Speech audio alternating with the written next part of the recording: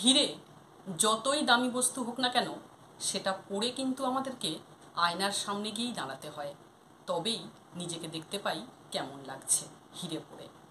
ঠিক এই রিলেটেডই আমি একটা গল্প বলে শোনাই।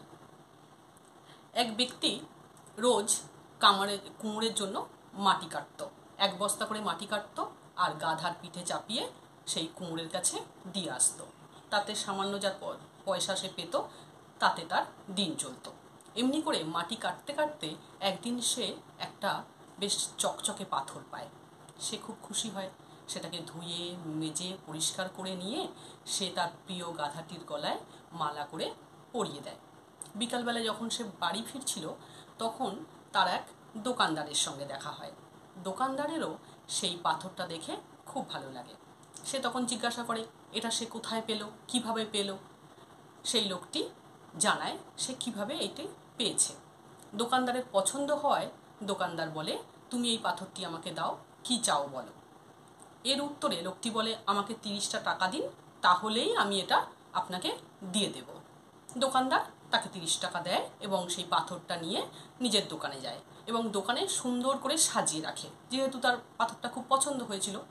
একদিন এক জহুরি তার দোকানে আসে। পাথরটা দেখে সে অবাক হয়ে যায়। সেও জানতে চায় এই পাথরটা দোকানদার কিভাবে পেল। দোকানদার তাকে জানায় কিভাবে পেয়েছে। সে বলে, এই পাথরটা তুমি আমাকে দিয়ে দাও, কত নেবে বলো। দোকানদার বলে, এটা আমি 30 টাকা দিয়ে কিনেছি, কিন্তু এটাকে আমি এখন 150 টাকা দিয়ে বিক্রি করব, যদি নিতে চান তো দিন। জহুরি কিছুতেই দেবে না, কৃপণ ছিল। সে দাম দরাদরি করতে থাকে, 80 টাকা 100 টাকা এরকম করতে করতে অনেকটা টাইম কেটে যায়। তখন এই জহুরি ভাবে, আজ বাড়ি চলে যাই, কাল এসে আবার দাম দরাদরি করে জিনিসটা নিয়ে যাব। বাড়ি চলে যায়। সেদিন সন্ধ্যাবেলায় আর এক জহুরি সেই পথ দিয়ে গাড়ি নিয়ে যাচ্ছিল। সে ওই পাথরটা দেখে থমকে দাঁড়ায় এবং দোকানে ঢোকে। দোকানদারকে জিজ্ঞাসা করে এই পাথর সে কোথায় পেল। দোকানদার জানায়। এবার সে বলে, এই পাথরটা আমি কিনতে চাই, বলো কত দাম। দোকানদার বলে, এটার দাম 150 টাকা। সকালে একজন এসেছিল, অনেক দাম দরাদরি করেছে, আমি কিন্তু দাম দরাদরি করতে চাই না, যদি নিতে হয় 150 টাকায় নাও, না হলে আগে যাও। জহুরি সঙ্গে সঙ্গে 150 টাকা বার করে তার হাতে দিয়ে দেয় এবং তাড়াতাড়ি সেখান থেকে চলে যায়। এই জন্য যদি দোকানদার আবার তার কাছ থেকে পাথরটা চেয়ে নেয়, মত বদলে নেয়, সে সেটা নিয়ে বাড়ি চলে যায়। পরের দিন সকালে প্রথম জহুরি আবার আসে দোকানদারের কাছে। এসে দোকানে দেখতে পায় না সেই পাথরটা। সে তো তখন চিন্তিত হয়ে পড়ে এবং দোকানদারকে জিজ্ঞাসা করে যে সেই পাথরটা গেল কোথায়। দোকানদার তখন তাকে সব কথা খুলে বলে। এতে সে খুব রেগে যায় এবং সে রেগে গিয়ে বলে, তুমি এত বোকা, তুমি জানো ওটা কি ছিল? ওটা ছিল একটা হিরে, যেটাকে তুমি সামান্য 150 টাকা দিয়ে বিক্রি করে দিয়েছো। তুমি একটা বোকা।